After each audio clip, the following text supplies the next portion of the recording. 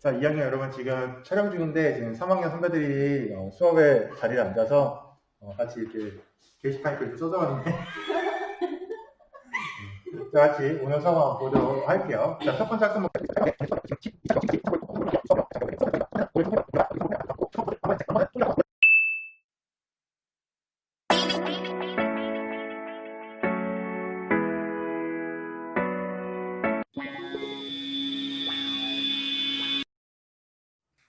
자, 선생님이 고려의 후삼국 통일 과정을 사진과 함께 다시 한번 지도를 보면서 안내하도록 하겠습니다.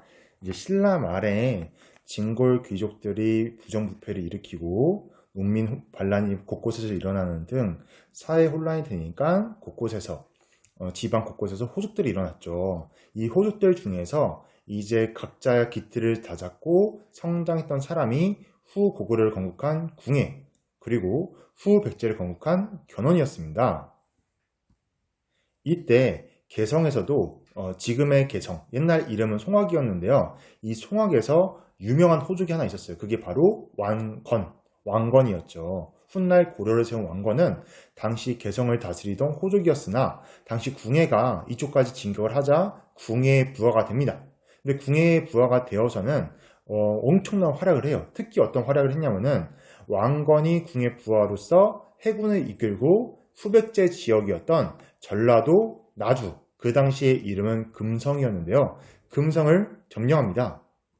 이게 왜 중요한 사건이었냐면은 후 백제 입장에서는 금성이라는 그 후방 지역을 후 고구려에게 뺏겼기 때문에 언제든지 양쪽에서 위아래로 공격을 당할 수 있다는 위험성이 생기기 때문이죠.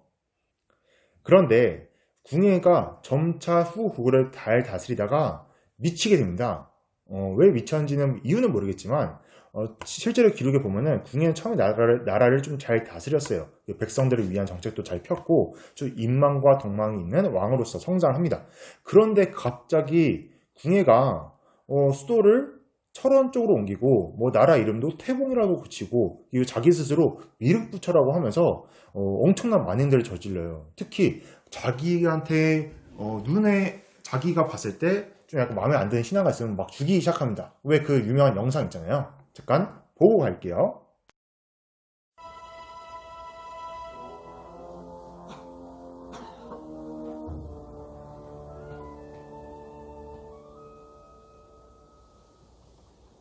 누구인가?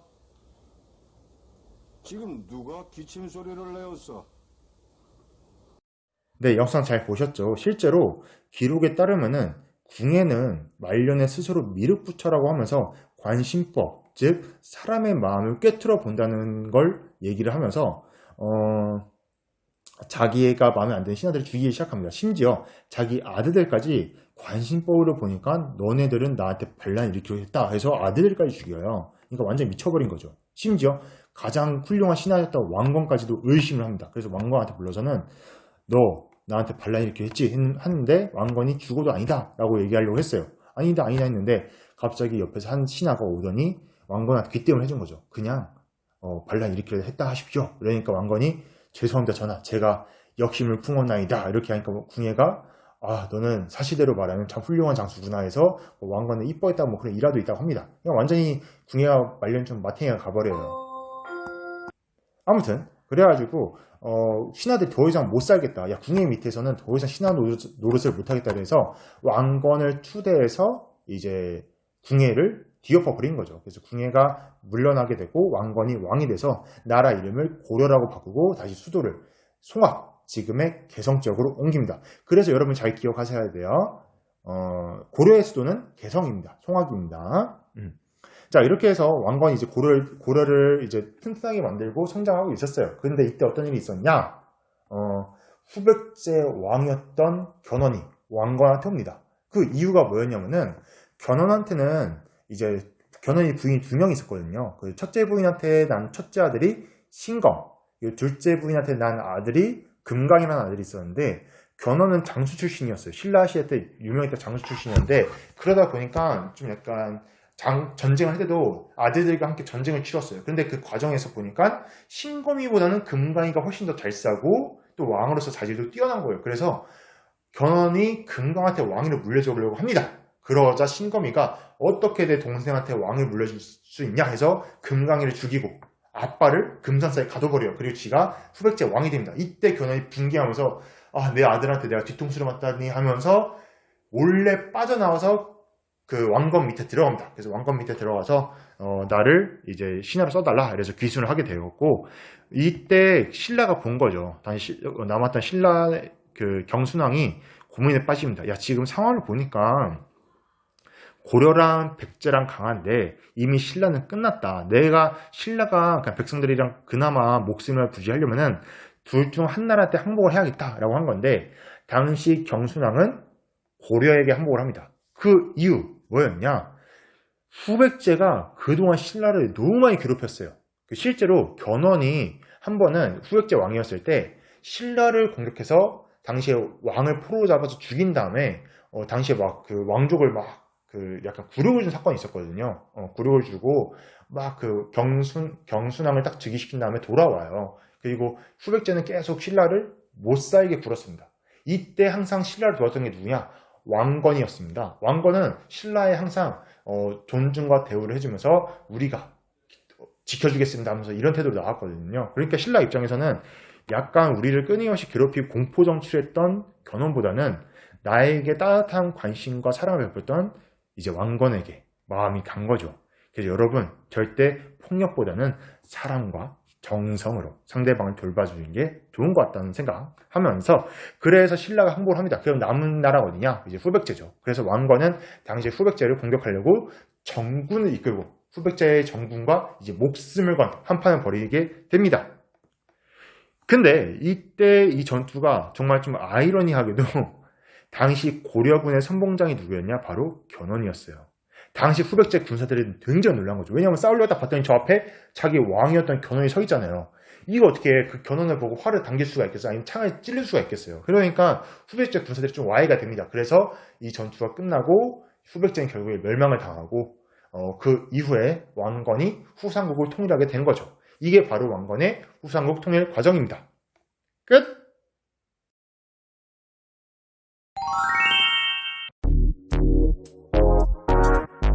자, 그럼 학습목표 2번 왕건의 정책을 볼 텐데 왕건의 정책, 이제 왕건이 고려를 세우고 후삼국을 통일한 다음에 어떻게 국가를 안정화시켰나 그 과정을 보도록 할게요. 그래서 네 가지 정책인데 고구려 계승 정책, 호족 포섭 정책, 호족 견제 정책, 백성 안정 정책인데 우선 고구려 계승 정책부터 볼게요.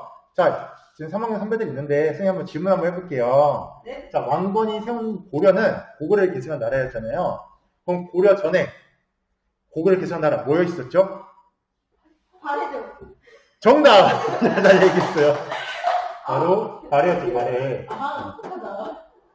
자, 당시에 발해가 이제 고려가 세웠던 시기가 10세기 정도인데 당시에 그때 발해는 어떤 상태였냐? 이제 발해는 거란에 의해서 멸망을 했던 상태예요. 저번에 발해 시간에 얘기했듯이 뭐 화산 폭발설도 있는데 거란에 의해서 이제 발해가 멸망하거든요. 그때 발해 유민들이 고려를 넘어옵니다. 넘어오면서 고려가 그러는 거죠. 왕건 입장에서도 우리 형제 국가 바로 발해 유민들이 오십시오 하면서 발해 유민들을 받아줌으로써 우리는 어디를 계승한 나라였다?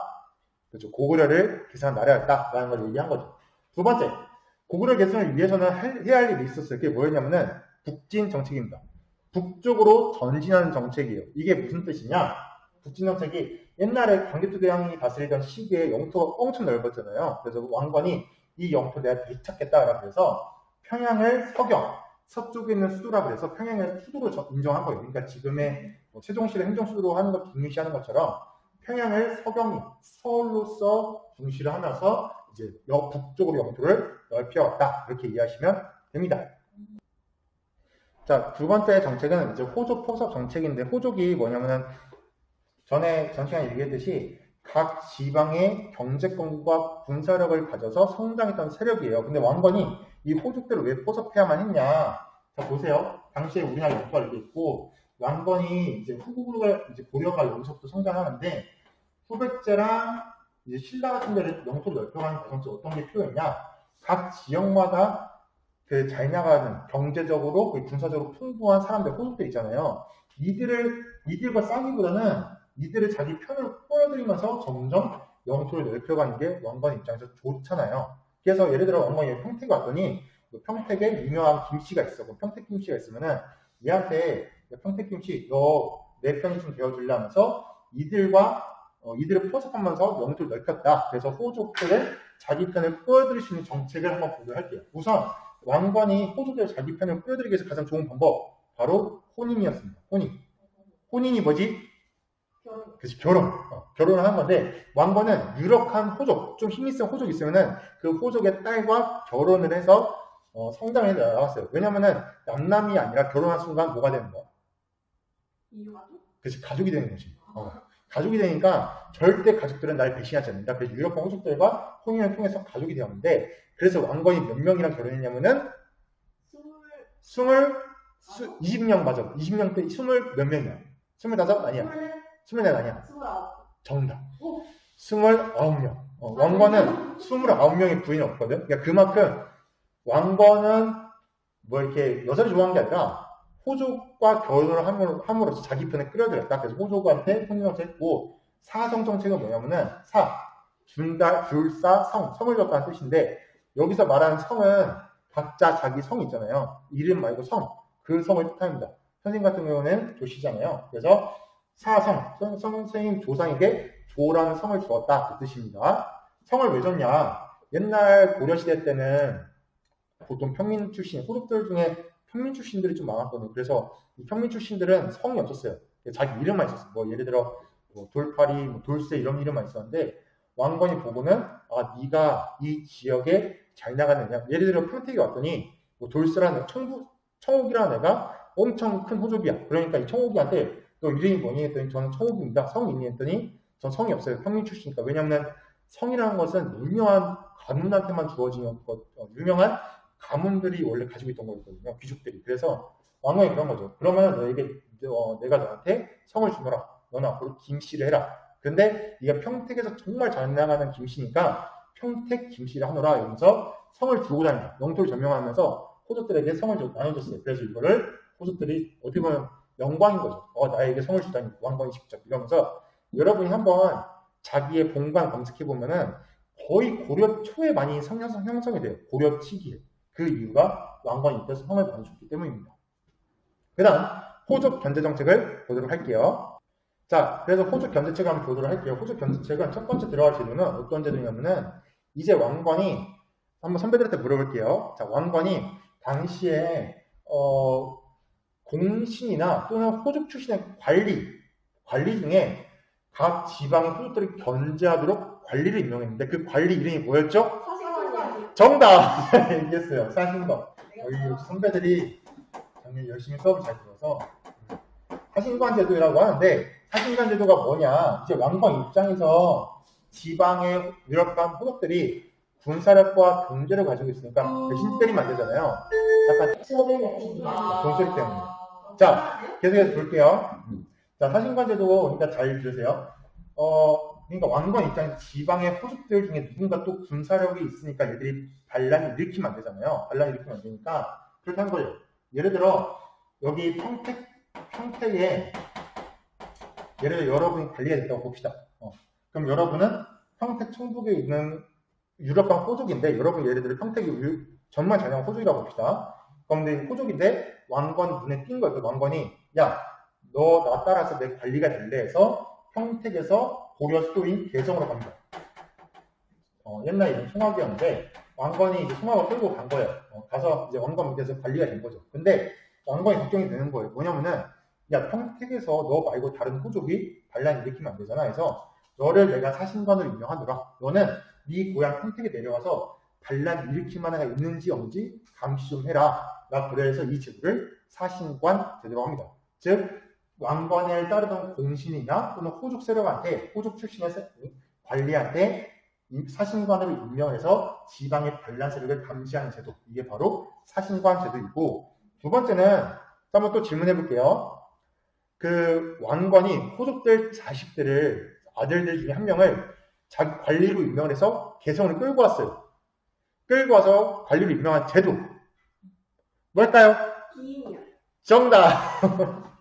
잘 얘기했어요. 기인제도. 자, 방금 얘기했듯이 왕건이 호족을 배신 때리면 안 되니까 호족들의 아들 중에 한 명을 왕건이 네 아들 내가 개성의 관리로 임명해 시켜줄 테니까 따라오게 해서 관리를 뽑아갑니다. 자, 그럼 왜 뽑아갔을까? 관리를 왜 뽑아갔을까? 기인제도를 왜 했을까? 인지? 그치, 인질로 삼기 위해. 그거죠. 관리를 데려가서는 말만 네 아들 내가 공무원으로 써줄게 해서 되게 좋아 보이는 제도지만 실질적 의도는 네 아들 내 아래에 관리로 있어. 너 배신 때리면 네 아들 어떻게 된다?